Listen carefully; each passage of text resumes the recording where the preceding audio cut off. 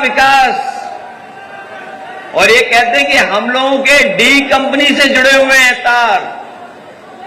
सच्चाई तो ये है कि डी से बहुत घबराते हैं, दिल्ली से बहुत घबराते हैं लखनऊ वाले। सच्चाई तो ये है कि डी से बहुत घबराते हैं, न केवल दिल्ली से घबराते हैं बल्कि 2 डिप्टी सीएम भी हैं, डीसीएम, 2 डीसीएम हैं, उनसे भी घबराते हैं, इसलिए उन्हें डी बहुत याद आती है। इधर हमने आपने देखा और सुना कि जब जब बिहार के चुनाव आते हैं ये कहीं न कहीं आरक्षण के खिलाफ बोलने लगते हैं, संविधान के खिलाफ बोलने लगते हैं, समाजवाद के खिलाफ बोलने लगते हैं, सेक्युलरिज्म के खिलाफ बोलने लगते हैं। और सच्चाई तो ये है कि ये सीधे सीधे जब आरक्षण के खिलाफ नहीं बोल पाते हैं, इन्हें अपने वोट का डर सुनाई देता है, दिखाई देता है, तो सीधा सीधा आरक्षण के खिलाफ नहीं बोल पाते हैं। इसीलिए पीछे से मुड़ करके वो पीछे से कहते हैं कि समाजवाद खत्म होना चाहिए, सेक्युलरिज्म खत्म होना चाहिए। जिन लोगों ने इतिहास पढ़ा होगा वो जानते होंगे जिस समय भारतीय जनता पार्टी की गठन होने की कार्रवाई हुई थी और उनका जब पहला अधिवेशन हुआ था, उस पहले अधिवेशन में ये तय कर रहे थे भारतीय जनता पार्टी के लोग कि किस विचारधारा से उनकी पार्टी चलेगी। एक विचारधारा तो वो विचारधारा थी जो वो चाहती थी कि अपनी पुरानी विचारधारा पर उनकी पार्टी चले, लेकिन उसमें ऐसे भी लोग थे जो जानते थे कि भारत के लोग कभी भी उस रास्ते को अपना रास्ता नहीं बनाएंगे। इसीलिए उस अधिवेशन में इन्होंने जो फैसला लिया था वो लिया था कि भारतीय जनता पार्टी का जो रास्ता होगा वो समाजवादी रास्ता होगा, वो सेकुलर रास्ता होगा। लेकिन आज वो भूल गए, क्योंकि उनके पहले अधिवेशन का जो प्रस्ताव था वो प्रस्ताव यही था कि वो समाजवादी रास्ता और सेकुलर रास्ता अपनाने का काम करेंगे। लेकिन आज जिस विचारधारा से उनकी पार्टी बनी है, उन्हीं के लोग इंजन और डब्बों को डरा रहे हैं, क्योंकि इनके इंजन और डब्बे उसी पटरी पे चल रहे हैं, उसी विचारधारा की पटरी पे चल रहे हैं जो विचारधारा समय समय पर इंजन और डिब्बे को हिलाती रहती है। याद रखना, ये इंजन इस बार नहीं टकरा रहे, डब्बे ही टकरा रहे हैं। इस बार पटरी के मालिक लोग पटरी हिलाना चाहते हैं, इसीलिए अभी तक वो अपना अध्यक्ष नहीं चुन पाए हैं। बताओ कहीं अध्यक्ष चुन पाए हैं वो लोग? इसीलिए ध्यान हटाने के लिए कि देश में बहस छिड़ जाए, क्योंकि इधर जाति जनगणना को लेकर के लोग जागरूक हो गए और इतने जागरूक हो गए कि वो जानते हैं कि जाति जनगणना हो जाएगी तो हमें अधिकार मिलना शुरू हो जाएगा। इसीलिए समाजवादी पार्टी ने संकल्प लिया है कि जो सपना बाबा साहब भीमराव अम्बेडकर जी ने देखा, जो सपना डॉक्टर राममनोहर लोहिया ने देखा, जिस रास्ते पर नेताजी और हमारे आपके तमाम समाजवादी नेता चले कि सामाजिक न्याय का रास्ता हो, सामाजिक न्याय से हमें बदलाव होना है। इसलिए आज के दिन जब हम लोग आजमगढ़ में इस स्थान पर इकट्ठे हुए हैं, एक नई शुरुआत कर रहे हैं, तो हम संकल्प लेकर के जाएं कि आने वाले समय में हम लोग समाजवादी लोग मिलकर के सामाजिक न्याय की स्थापना कर करके अपने पीढ़ी के परिवार के लोगों को सम्मान और हक दिलाने का काम करेंगे। ये पीढ़ी सामाजिक न्याय के राज की स्थापना का संकल्प ही हमारे पीढ़ी परिवार से को सम्मान दिलाने का काम करेगा। ये पीढ़ी वही है जो कभी बाबा साहब भीमराव अम्बेडकर जी ने संविधान के तहत हक और सम्मान दिलाया जिनको। ये पीढ़ी वही है जिसको हम और आप लोग बहुजन समाज कह करके बुलाते थे। ये पीढ़ी हमारे पीड़ित, दुखी, अपमानित लोगों को एक साथ लाने का नारा है। न पीडीए में हमारे सब समाज के लोग एक साथ खड़े होकर के दिखाई दे रहे हैं। इसलिए हम आज कहना चाहते हैं कि हमारे साथी बहुत सारे सुझाव दे रहे थे कि ये जो स्थान बना है, घर है, पार्टी कार्यालय है, इसका नाम क्या हो।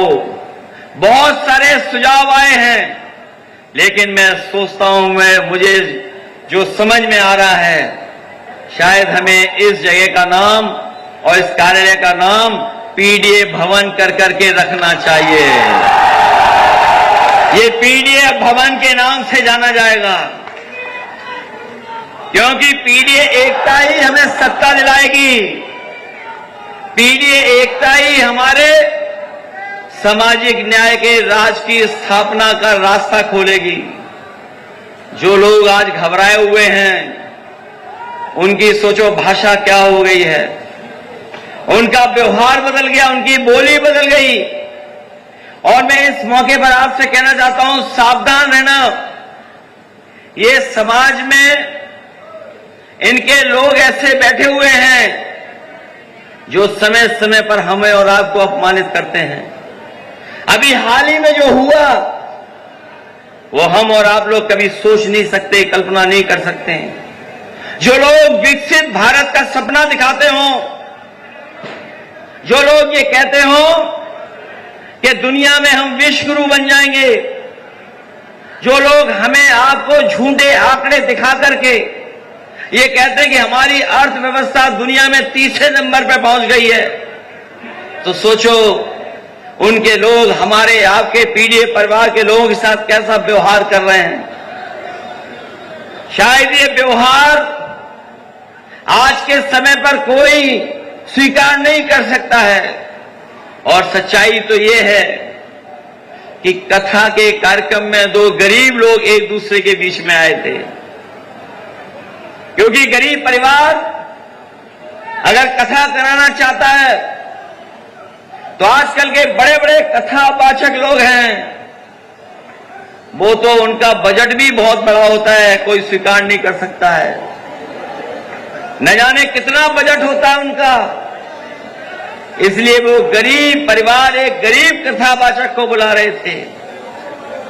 लेकिन उनके साथ व्यवहार क्या हुआ है, और ये ऐसा व्यवहार हुआ है जो हम लोग कभी भूल नहीं सकते। इसीलिए समय समय पर हम लोग जगाते हैं आप लोगों को और समझाते हैं कि ये भारतीय जनता पार्टी के लोग संविधान से नहीं चलना चाहते हैं, इनका रास्ता कोई और है।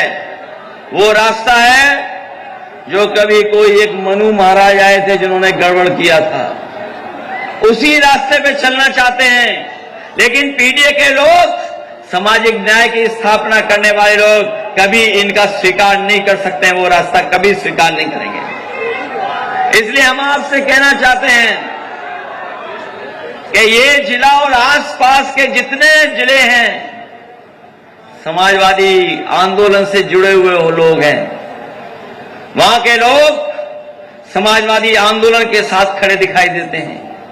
अगर आजमगढ़ ने 10 में से 10 विधानसभा जिताई, तो गाजीपुर में भी हम लोग 10 में 10 वो 5 की 5 सीटें जीते।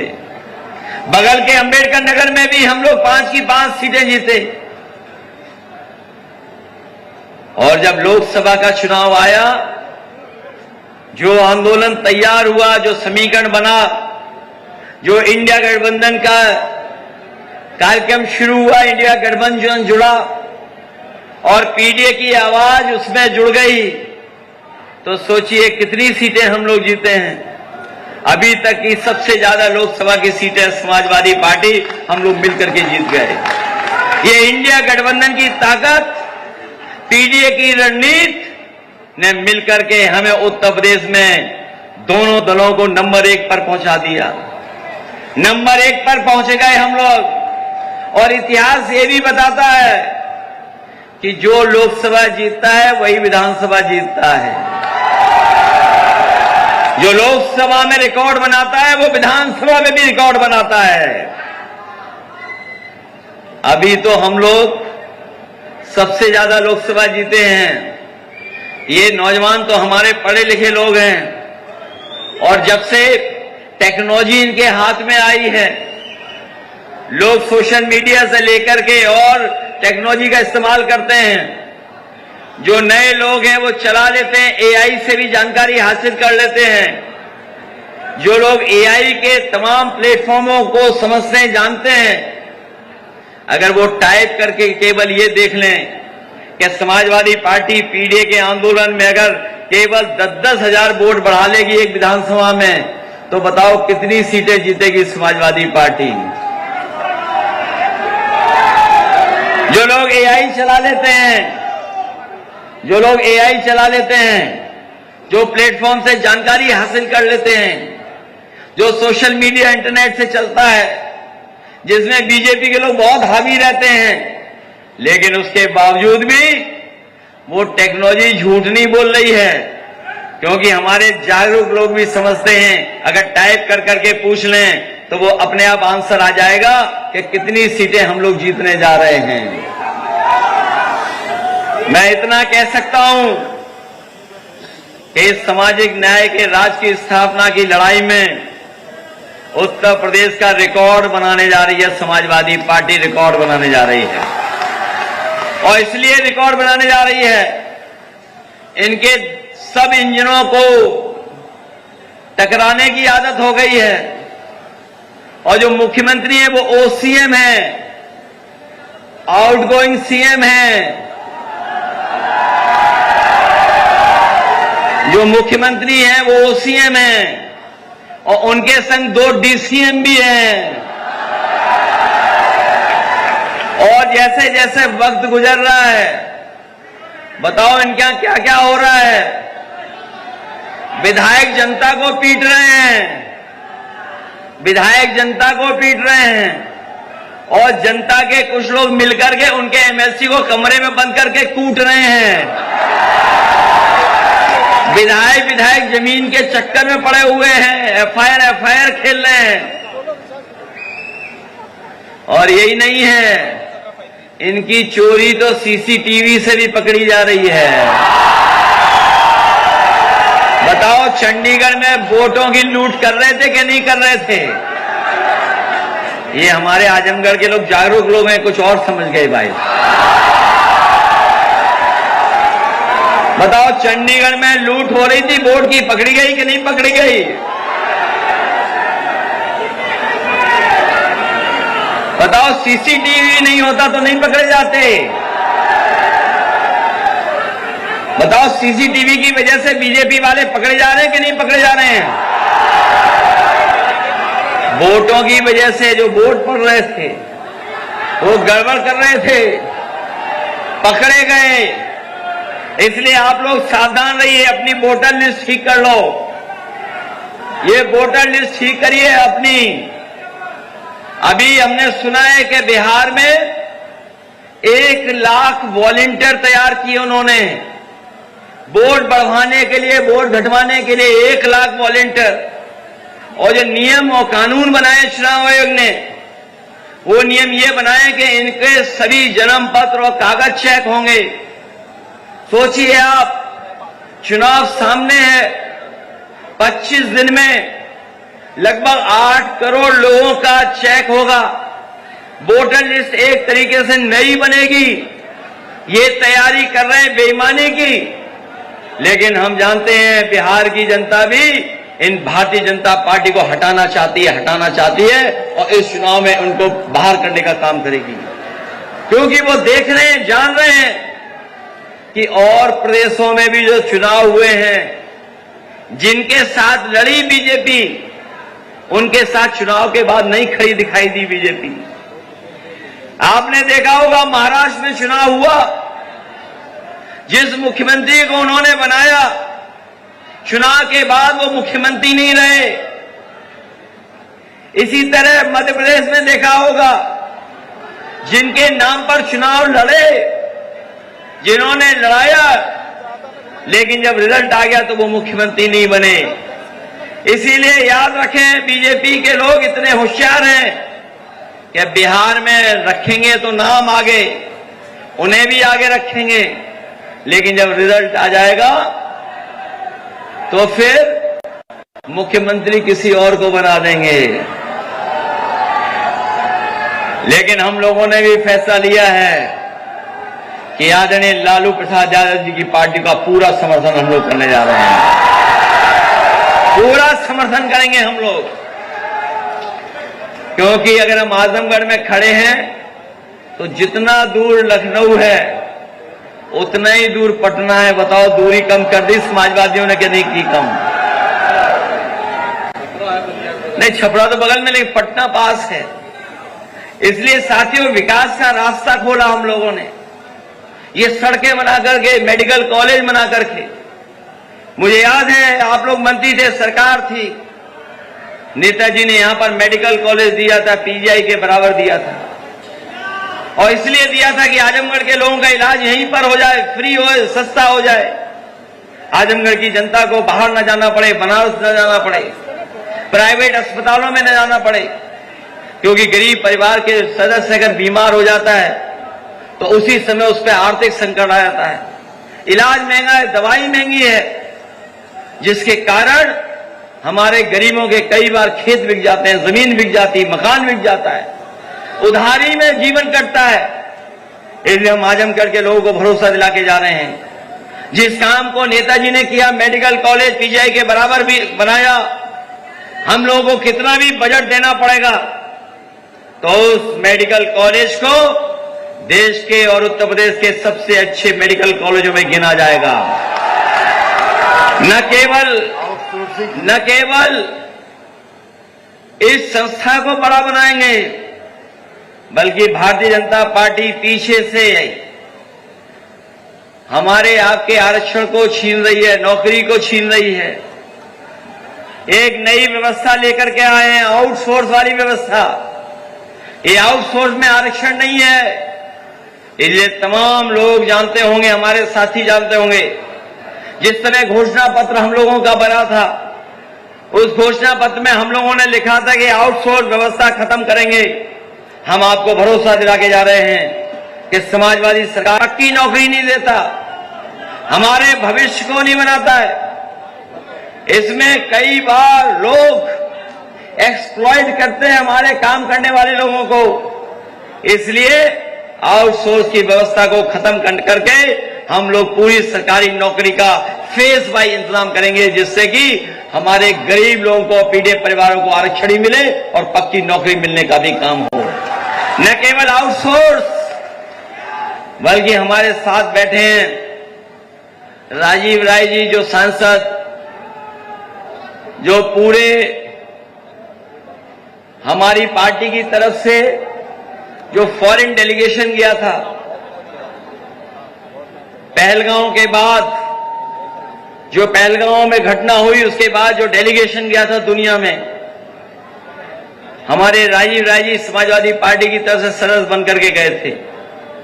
कई देशों में होकर के आए हैं वो। वहां के जो सबसे मुख्य लीडर्स होते हैं, जो प्रोटोकॉल के हिसाब से जो बराबर के लोग उनसे बातचीत करके आए, भारत का पक्ष रख करके आए हैं। लेकिन एक बात हम लोग महसूस करते हैं कि हमारी सीमाएं तभी सुरक्षित होंगी जब अग्निवीर व्यवस्था खत्म हो जाएगी और पक्की नौकरी मिलेगी। क्योंकि सीमा पर सुरक्षा होना, अभी हाल ही में हम लोगों ने देखा लड़ाई करने का तरीका बदल गया। यहां पर जितने बैठे लोग हैं, खड़े लोग हैं, वो जानते होंगे कि लड़ाई जो हो रही है वो अलग तरह से हो रही है। उसमें बदलाव हो गया है, नई नई चीजें आ गई हैं। हमारे बीजेपी के लोग तो ड्रोन दीदी बना रहे हैं, ड्रोन दीदी बनेंगी।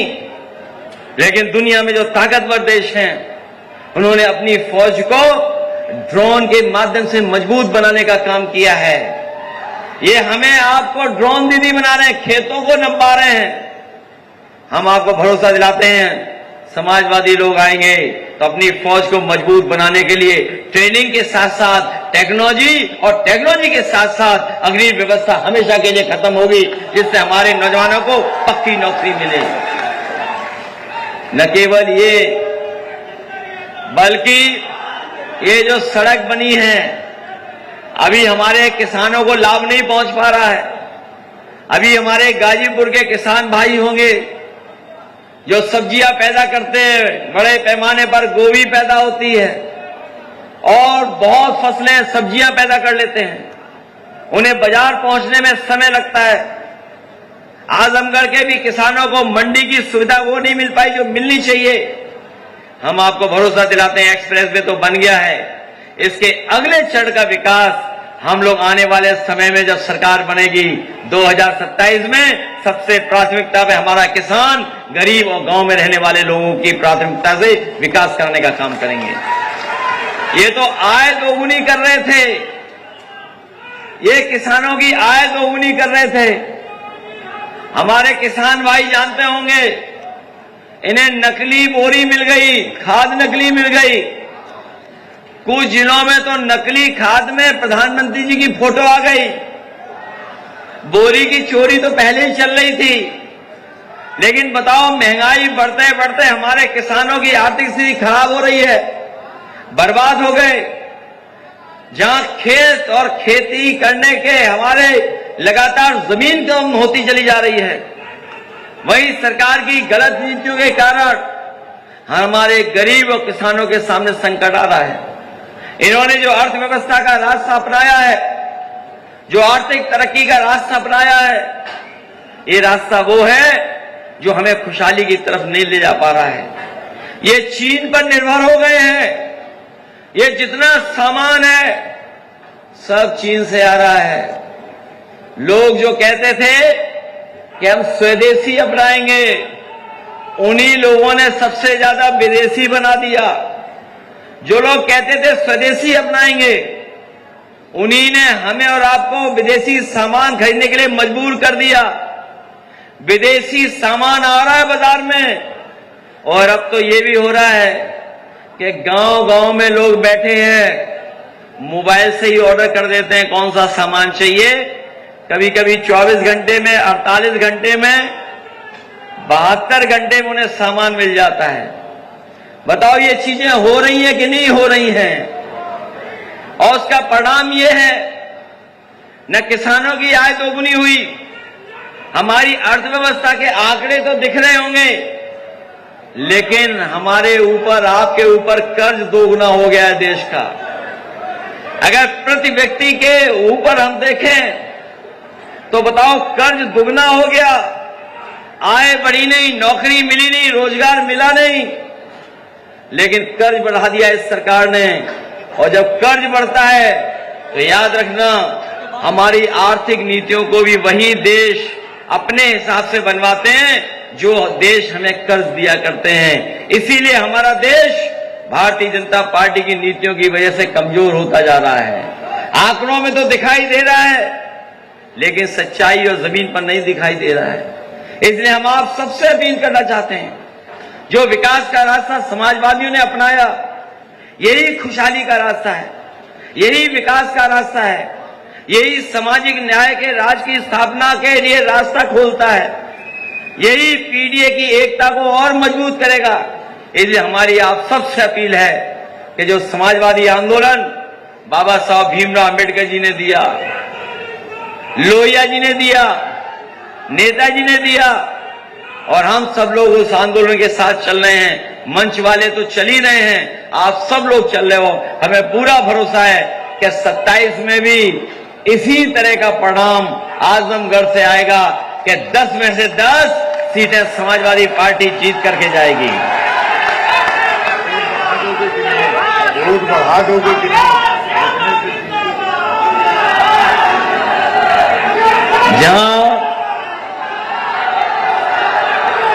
इसलिए जहां जिम्मेदारी हम सबकी है मंच वालों की, वहीं जिम्मेदारी आपकी भी बनती है, क्योंकि अभी तो विकास थोड़ा बहुत हुआ है, उतना विकास नहीं हुआ जितना होना चाहिए था। इन्होंने केवल 10 साल बर्बाद नहीं किए हैं, इन्होंने हमारे प्रदेश को पीछे कर दिया है, ज्यादा पीछे कर दिया है। आंकड़ों से भी बता रहे हैं, आंकड़े छिपा के बता रहे हैं। कानून व्यवस्था में तो आप सोच लीजिए, महिलाओं पे सबसे ज्यादा उत्पीड़न अगर कहीं हो रहा तो उत्तर प्रदेश में हो रहा है। सबसे ज्यादा असुरक्षित अगर मुसलमान भाई, माइनॉरिटी कहीं है, आदिवासी भाई कहीं है, तो वो उत्तर प्रदेश में है। सबसे ज्यादा बेरोजगारों की संख्या अगर कहीं है तो वो उत्तर प्रदेश में है। हमारे अध्यक्ष जी और पार्टी के लोग जानते होंगे कि कई साथी मजबूरी में यहां से नौकरी करने भारत छोड़ के दूसरों की फौज में शामिल हो गए थे जाकर के। कई नौजवान वहां पर भर्ती हो गए जाकर के, आजमगढ़ के भी भर्ती हो गए जाके। हमारी सरकार जो उत्तर प्रदेश में है वो इस बात को गर्व महसूस कर रही है कि हम विदेश में नौकरी दिलवा रहे हैं, विदेश में नौकरी दिलवा रहे हैं, लेकिन जो सुरक्षा और जो इस तरह का इंतजाम करना चाहिए हमारे तमाम नौजवानों का, वो सरकार यहां पर नहीं कर पा रही है। केवल झूठे आंकड़े दिखा करके हमें और आपको गुमराह करने का काम कर रहे हैं। और जहां तक जातिवादी व्यवस्था है, हम लोगों ने कई बार कहा कि जो लोग हम लोगों पे आरोप लगाते थे, कम से कम वो अपने आंकड़े देख लें, जिलों के आंकड़े देख लें, पूरे प्रदेश के आंकड़े मिला लें। और सच्चाई तो ये है कि इतना भ्रष्टाचार कभी नहीं हुआ जितना इनकी सरकार में हो रहा है। चाहे वो तहसील हो और चाहे पुलिस विभाग हो, पुलिस विभाग में तो कोई कंट्रोल ही नहीं है, किसी का कंट्रोल नहीं है। ये जो डायल 100 था, कई मंचों से हम लोगों ने कहा कि जब से डायल 100 का नंबर बदला है, बढ़ गया है, तब से हमारे इन लोगों का भी हिसाब किताब बढ़ गया है। और सुनने में आ रहा है, हमें देवरिया के लोग दिखाई दे रहे हैं, गाजीपुर के लोग दिखाई दे रहे हैं, कुछ थानों का तो इंतजाम ही ना जाने कैसा है, कुछ थानों का तो इंतजाम ही जाने कैसा है। और जो शराब पीने वाले हैं, दुकानों का जो बनने का सिलसिला है, बताओ बॉर्डर पे दुकानें कितनी बन गई हैं, स्कूल कम हो गए, दुकानें ज्यादा खुल गई हैं। सोचिए, स्कूल बंद कर रहे हैं, स्कूल, प्राइमरी स्कूल, और ये प्राइमरी स्कूल उनको चिन्हित किए इन्होंने। ये जो प्राइमरी स्कूल 5000 हैं, अभी 5000, फिर 5000 बंद करेंगे। ये धीरे धीरे गरीबों से शिक्षा छीनना चाहते हैं, धीरे धीरे हमारी बेटियों को पढ़ाई से दूर रखना चाहते हैं। बताओ, अगर स्कूल 4 किलोमीटर 5 किलोमीटर दूर है तो कितने हमारे गरीब परिवार के लोग अपनी बेटियों को स्कूल भेज पाएंगे। और तब जब बीजेपी की सरकार में सबसे ज्यादा सुरक्षित महिलाएं और बेटियां हैं, और ये हम नहीं बोल रहे हैं, इनके सरकार के आंकड़े बता रहे हैं कि सबसे ज्यादा घटनाएं अगर किसी के ऊपर हो रही हैं तो हमारी बेटियों के ऊपर हो रही, माता बहनों के ऊपर हो रही हैं। तो सोचिए, स्कूल बंद हो जाएंगे तो गरीब परिवार के बच्चे कहां पढ़ने जाएंगे। और ये 5000 जो चिन्हित किए इन्होंने, ये वो स्कूल चिन्हित किए हैं जिन बूथों पर जब चुनाव होता है, इन स्कूलों में जो बूथ बनते हैं, उन बूथों पे भारतीय जनता पार्टी हारी है। ये 5000 वो गांव, स्कूल चिन्हित किए हैं जिन बूथों पर भारतीय जनता पार्टी हारी है।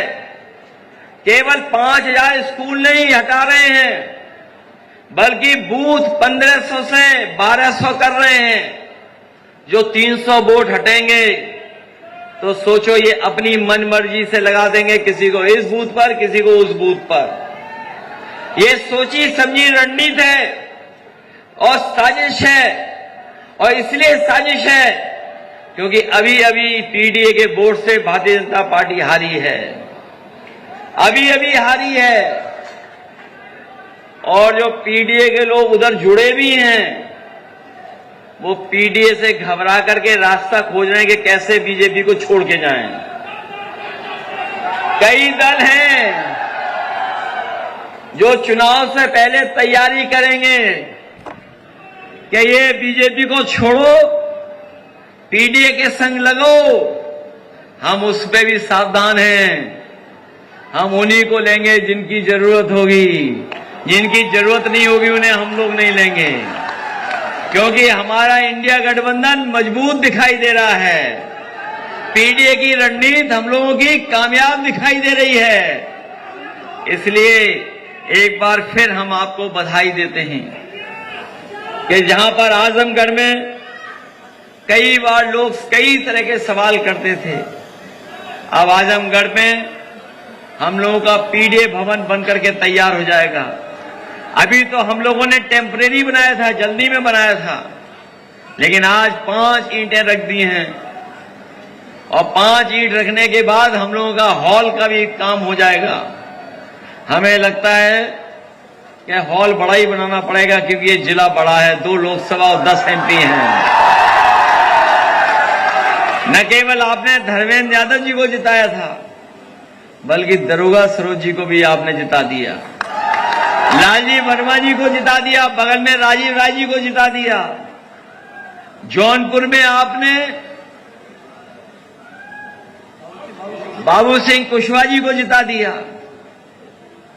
और सोचिए जो राम बुहाल जी बैठे हैं, ये पीडीए की हवा ऐसी चली, देवरिया से सुल्तानपुर लड़ने चले गए। सुल्तानपुर के लोगों ने कुछ नहीं देखा, बस अपनी पार्टी का नेता देखा, साइकिल चुनाव चिन्ह देखा और पीडीए के आंदोलन में शामिल हो गए। वो ऐतिहासिक चुनाव था 24 का, और जो दिखाई दे रहा है मुझे, जो घबराहट दिखाई दे रही है मुझे बीजेपी की तरफ, जो बीजेपी की तरफ घबराहट दिखाई दे रही है, ये लग रहा है कि इस बार 27 में रिकॉर्ड बनने जा रहा है, रिकॉर्ड। ये पूर्वांचल का इलाका तो रिकॉर्ड बनाएगा ही बनाएगा। इस बार देख लेना, गाजियाबाद से लेकर के गाजीपुर तक और सहारनपुर से लेकर के सोनभद्र तक केवल पीडीए, इंडिया गठबंधन और समाजवादी पार्टी ही दिखाई देगी। इसलिए विकास का रास्ता चुनिए, खुशहाली का रास्ता चुनिए। और हम आपको भरोसा दिलाते हैं, बहुत से काम तो हमने बताए नहीं हैं।